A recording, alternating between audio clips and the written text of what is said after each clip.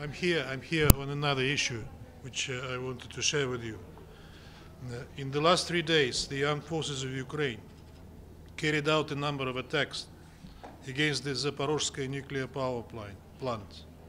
According to the press service of the ZMPP, on April 5th, attacks of Ukrainian combat drones were detected in the area of the cargo port and nitrogen oxygen station number 2.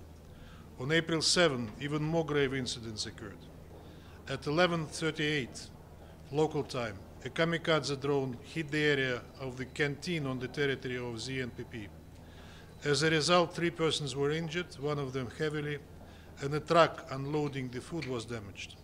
It is worth saying that just 20 minutes before the attack, this area was visited by the IAEA experts in accordance with the previously agreed plan. Precisely half an hour later, at 12:08 local time, a strike of combat drone was detected in the area of the ZNPP cargo port. And almost 3 hours later, at 15:05, the armed forces of Ukraine directly hit with a drone a nuclear installation, the dome of the power unit number 6. Approximately at 15:30 local time, 3 IAEA experts, accompanied by the ZNPP employees, visited the sites that had been attacked around the plant. They inspected the places with the drones, hit with the drones, documented the damage and remains of munitions and delivery vehicles. Furthermore, at 16:21 local time, a Kamikaze drone was suppressed over the power unit number 5. At 17:08, the armed forces of Ukraine struck the ZNPP training center. As you can see from the number of and intensity of attacks, as well as from the facilities that were hit, it is not about some accidental strikes. It is about deliberate and massive shelling of the largest nuclear power plant in Europe for the first time since the previous attack against the ZNPP within its perimeter carried out by Ukrainian forces on November 20, 2022. Throughout the recent almost 1.5 years, the armed forces of Ukraine have been targeting mostly the town of Energodar, where the ZNPP employees and their families live, and the industrial zone around the plant.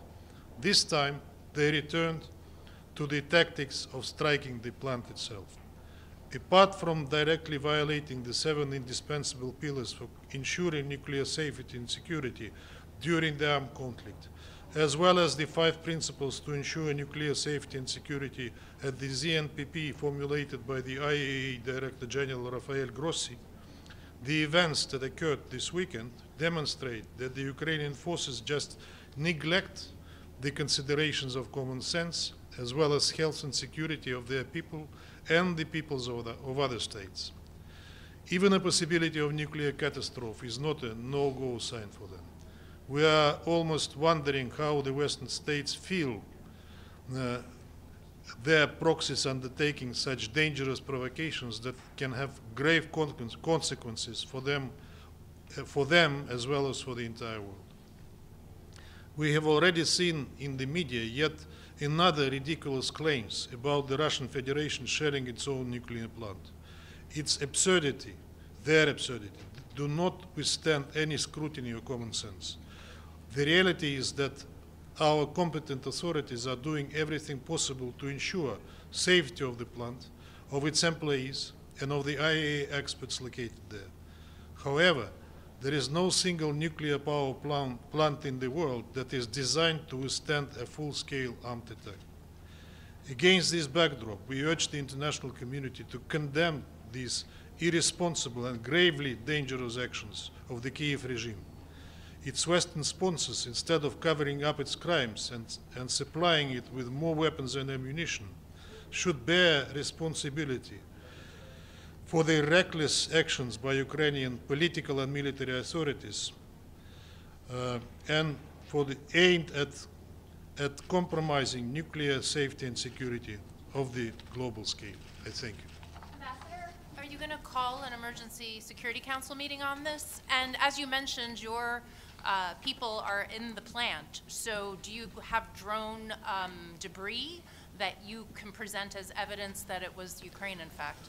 We have photos of the damage that was inflicted, and we'll share the photo with you. I'm sorry I didn't bring it with me, but I'll do it later in the day. Are you going to have a meeting? The meeting, one of the forthcoming meetings on Ukraine, we will raise the issue, definitely.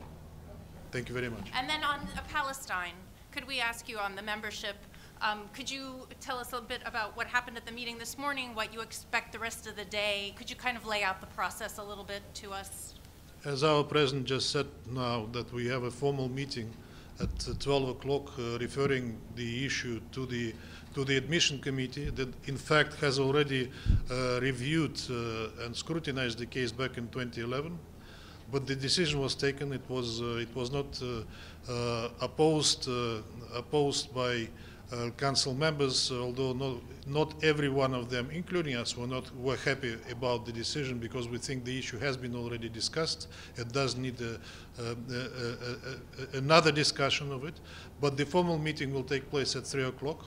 The meeting of the admission committee. We decided that we'll go through the admission committee through a limited timeline.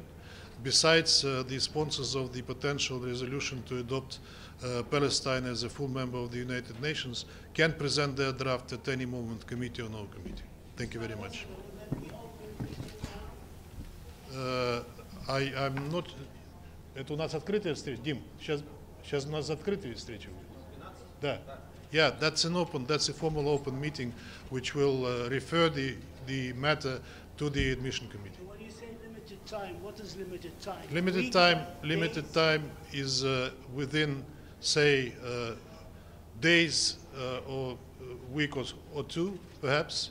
We are not planning to allow to drag the issue indefinitely, like perhaps some members of the council wish.